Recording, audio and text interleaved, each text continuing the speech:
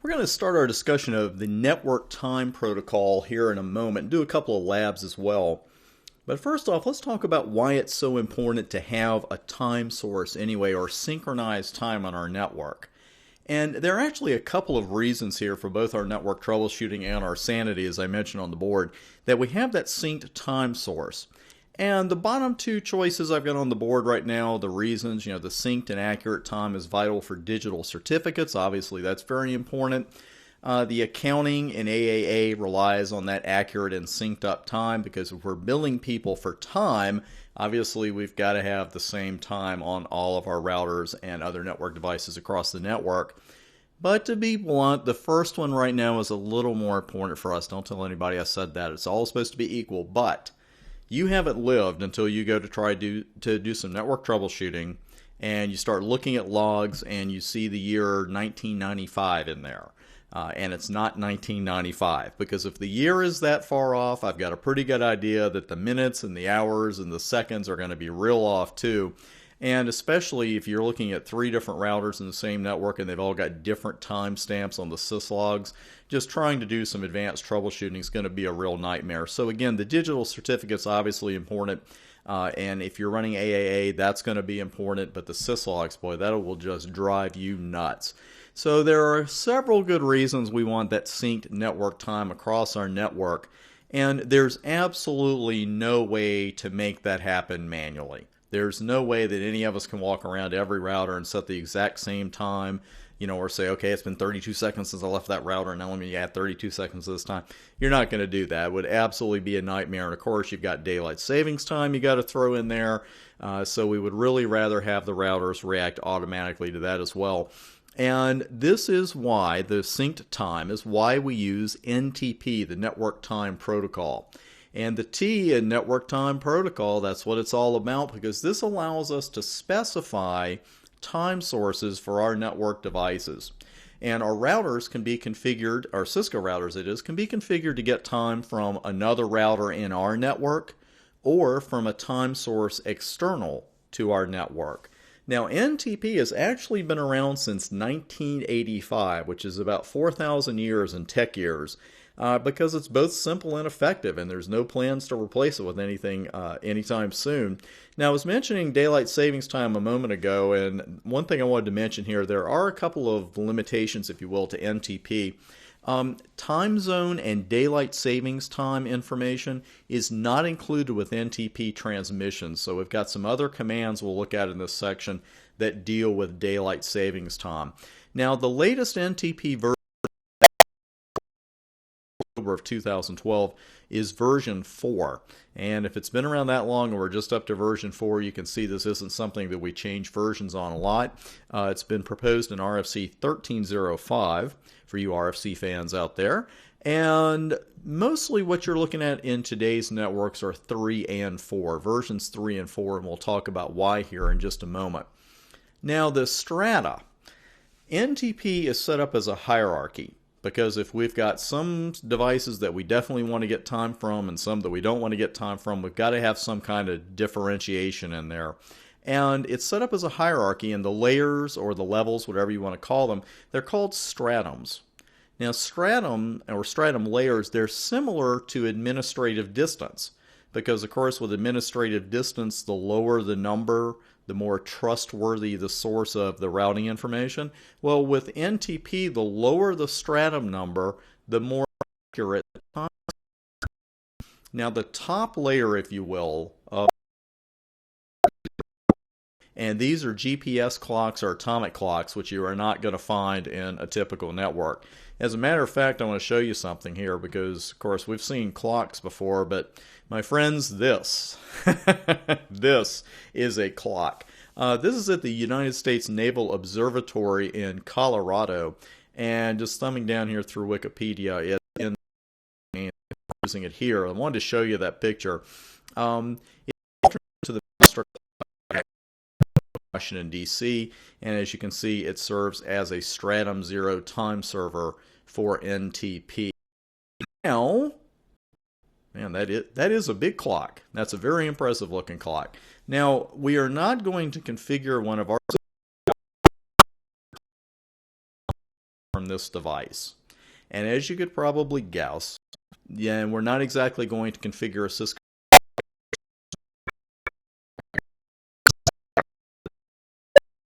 what we're looking at here. Stuff to know for the exam, a Cisco serve as a stratum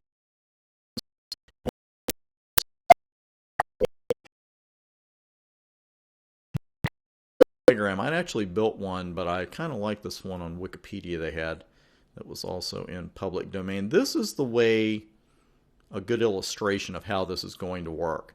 Because as you'll see at the top with our atomic clocks, they didn't put a 0 here, but that's what we have. And you'll notice that atomic clocks aren't sending messages to each other. But at layer 1, or stratum 1, I should say, they can. These are our time servers. And these are the devices that Cisco routers can get their times from. And then when we go down to stratum 2, you can see that the servers are more likely to be exchanging messages directly. We'll talk about this peering stratum 3 as well. But again, there's 0, 1, 2, 3. And going over that rule again, a Cisco router can't serve as a stratum 0 device, and it can't get its time directly from a stratum 0 device. So of course the question is, what can they do? Cisco routers can take on one of 3 roles in our NTP network. They can serve as a server, they can be a client, or they can be a peer. We can also use NTP broadcasts throughout our network to get the correct time to all of our devices. But it's more likely you're going to see server-client or peer relationships in your network. Now, as we would expect, just from the name, of course, an NTP server is going to give the client the correct time. Now, clients accept that time sync message and they set their internal clock accordingly. Clients do not send NTP sync messages back to the server.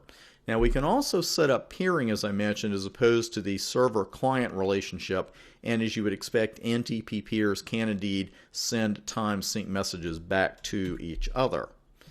So let's talk about the vulnerabilities of NTP briefly, because I mentioned that we have different versions, but since 1985 we're only up to version 4 here in 2012. Now in NTP vulnerability, you really want to use NTP 3 or higher, and right now, as I mentioned on the board, that would be 4, because these versions offer security features that versions 1 and 2 don't have, including cryptography.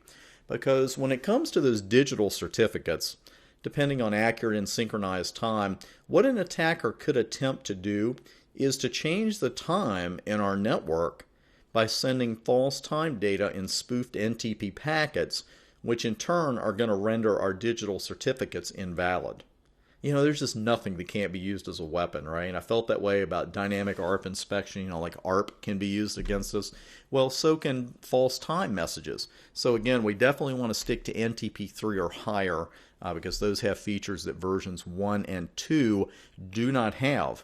That's really just about all the theory of NTP we're going to look at. It's a very simple protocol, and we're going to go through a couple of labs. First, we're going to work with it from the command line because we're not always going to have CCP to help us. And it's a very simple batch of commands. And then after we work with this at the command line, I'll set up another lab and we will work with CCP in that one.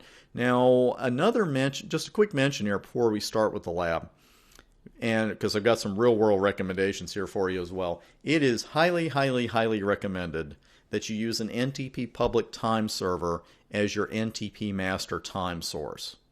If you use one of your own routers as an NTP master, it's imperative that we use NTP authentication and/or ACLs to prevent routers outside our network from attempting to sync to our router. Because even if it's not an attack, it's still a drag because we're supplying time to a router that we're probably not even supposed to be talking to, or that definitely shouldn't be using our resources to get its time. As a matter of fact, I want to bring the Wikipedia page back up because there are a couple of websites here that I really wanted to share with you, and it's beyond the scope of the exam. Let's go to time server. There should be something here for time server real quick. Bear with me. Okay, how about I just put it up here? Okay, there we go. So here's the Wikipedia time server page, and there are a couple of sites here, one or two I wanted to show you. And one is the official site of the Network Time Protocol. And here it is. And boy, you thought my old website was ugly. Or my current one, depending on when you're watching this. But we're getting a refresh at the end of 2012. This is the ntp.org page.